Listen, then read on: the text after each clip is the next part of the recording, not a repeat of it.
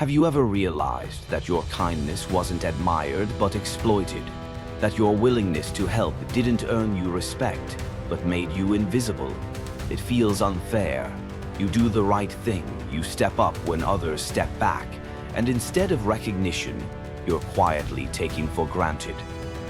Machiavelli warned us centuries ago, in a world built on advantage, being too nice is not a strength. Picture a chessboard. David was the pawn pushed aside, while bolder pieces took center stage. By the end of this video, you'll know 3 hard truths Machiavelli revealed, mindset shifts that can protect you from being used, and turn you from a pawn into a player with real power. Comment if you've ever felt taken advantage of just because you said yes. And that brings us to the first hard truth, because the very habit you thought made you valuable is exactly what's been making you weak. The first hard truth is this: over-accommodation doesn't make you strong. It makes you look weak. We are taught from childhood that saying yes earns love and respect. At work, we believe volunteering for every task will prove our worth. But Machiavelli warned, men will always take more if you never set a limit, because weakness is an open invitation. Modern research confirms it. Studies show that employees who are overly agreeable are rated as 20% less competent than peers who assert their boundaries. Think about that. The very behavior you thought would raise your value, constant yes, actually lowers it. Take David again. He was the reliable one, the man who stayed late, who covered for teammates, who never said no. At first, everyone praised him, but soon colleagues began piling unwanted work on his desk. He became the dumping ground for problems no one else wanted. Weekends disappeared, his health suffered, and when the promotion list came out, his name wasn't there. He wasn't rewarded for sacrifice, he was forgotten for it. Now look at his colleague, Michael. Equally skilled, equally hard-working. But Michael had a rule: every yes required a trade-off. When his manager pushed more work his way, Michael said calmly, "I can take this, but then we'll need to move the deadline on Project B. Which is more important?" The result? He wasn't seen as difficult, he was seen as decisive. While David drowned in obligations, Michael advanced. That's the sting of this truth. Over-accommodation doesn't buy respect, it buys exploitation. And the more you give without limit, the more invisible you become. Here's the framework. Over-accommodation leads to exploitation. Exploitation leads to weakness. Weakness leads to loss of respect. It's a spiral that ends with you used up and overlooked. So how do you break it? First, understand that no isn't rejection. It's self-respect. Second, use conditional yeses. Pair every agreement with a boundary. Yes, but here's my limit. Third, protect your energy as fiercely as your paycheck, because once it's spent, no one will give it back. Emily, another colleague, learned this the hard way. She said yes to everyone, until burnout put her in the hospital. When she returned, she practiced boundaries, and suddenly her presence carried more weight. Her no made her yes worth something again. Hit like if you've ever seen someone lose respect because they could never say no. Because weakness doesn't just come from what you do, it also comes from what you reveal. And that's where the second hard truth begins.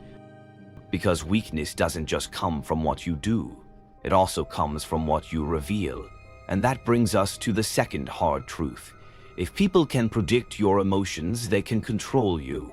It feels natural to be real, to show frustration when things go wrong, to celebrate loudly when things go right.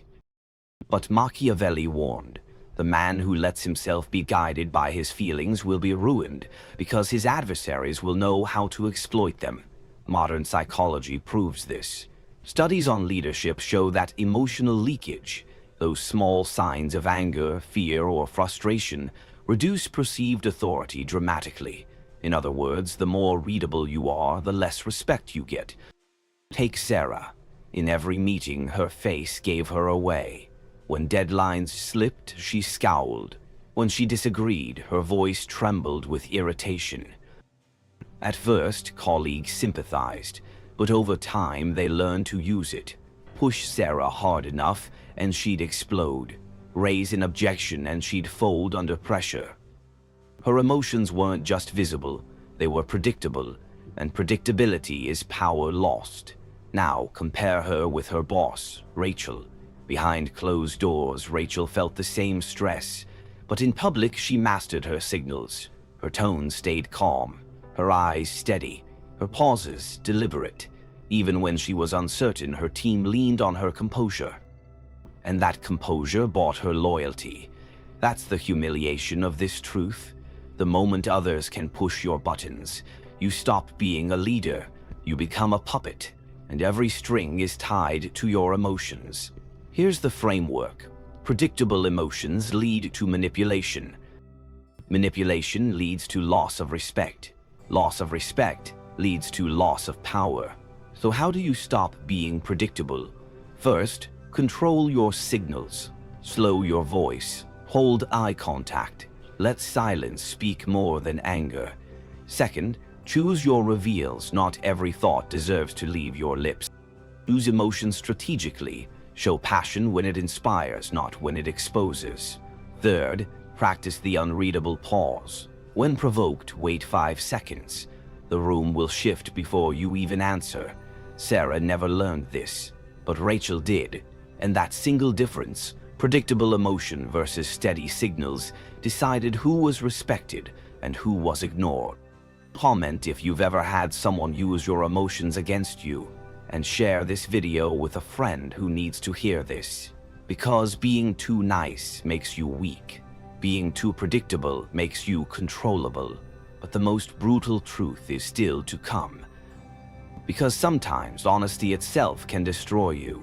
Because being too nice makes you weak. Being too predictable makes you controllable. But the most brutal truth is this: honesty itself, when delivered raw and unguarded, can destroy you. We're told from childhood that honesty is the best policy. Say what you feel, tell it like it is. But Machiavelli warned, a prudent man should always disguise his intentions. To be entirely honest is to lay oneself open to ruin. Modern leadership research echoes him. Studies show that blunt truth-tellers are often rated as harsh, untrustworthy, or unfit to lead. Not because their facts are wrong, but because their delivery erodes confidence. Picture 2 American managers facing the same crisis.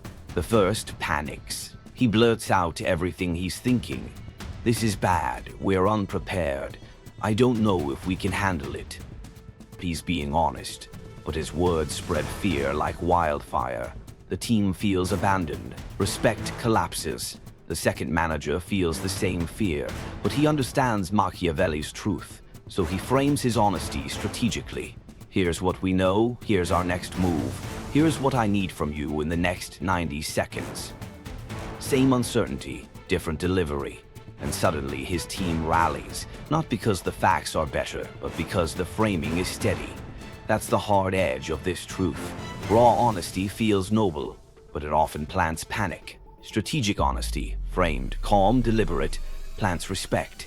Think about the drama of that moment. 2 leaders, same facts, same fears. One loses the room, the other owns it. The difference wasn't truth, it was perception.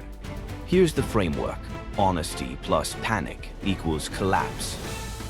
Honesty plus strategy equals respect. The world doesn't reward the truest voice, it rewards the steadiest one. And here's the emotional sting. If you believe honesty alone will save you, you'll confuse openness with strength and discover too late that people don't follow fear, they follow composure. So how do you protect yourself from this trap? First, filter your honesty. Ask, does this build clarity or spread fear? Second, frame your truth with steadiness. Anchor it in what you know, what action comes next, and what you need now. Third, let silence strengthen your words. Pauses signal control even when your heart is racing. The first manager left his team broken. The second left his team united, and both revealed the same fact. It's not what you say, it's how you say it. Would you follow the one who panicked or the one who held steady? Drop your answer below. Now you've seen the three hard truths. Over-accommodation breeds weakness. Predictable emotions invite control. Raw honesty without strategy plants collapse. So the question is, how do you use these truths to protect yourselves without losing yourself? You've just seen three hard truths. They're not comfortable, they're not polite, but they are the difference between being respected and being used. David proved it. He thought saying yes would make him valuable. Instead, it made him invisible. Sarah proved it. She thought showing her emotions made her authentic. Instead, it made her predictable. And the panicked manager proved it. He thought raw honesty would earn trust. Instead, it spread fear and cost him loyalty. Different stories, same result.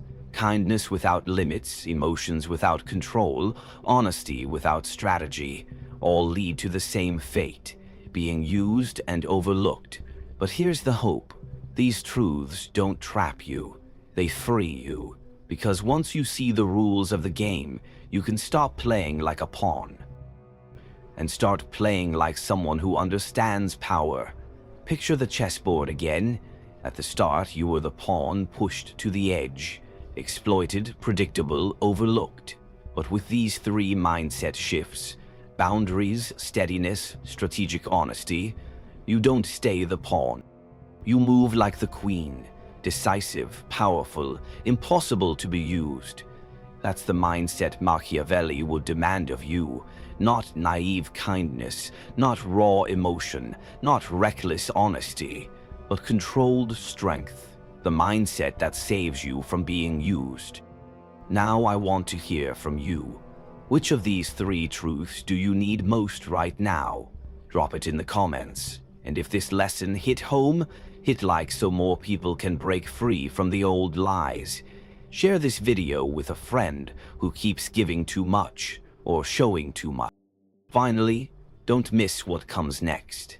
Because Machiavelli didn't just warn about traps. He revealed the tactics that make people respected instantly, even if they doubt you now. Miss that video and you'll stay stuck as the pawn on someone else's board. Subscribe now to Machiavelli Philosophy, because the next lesson could change how every room sees you.